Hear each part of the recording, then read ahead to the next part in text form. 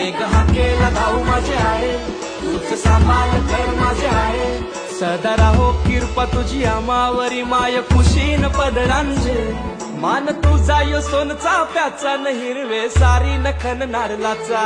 वेणी हळदी कुंकवाचा न मान तुला नखुऱ्या दवण्याचा. आई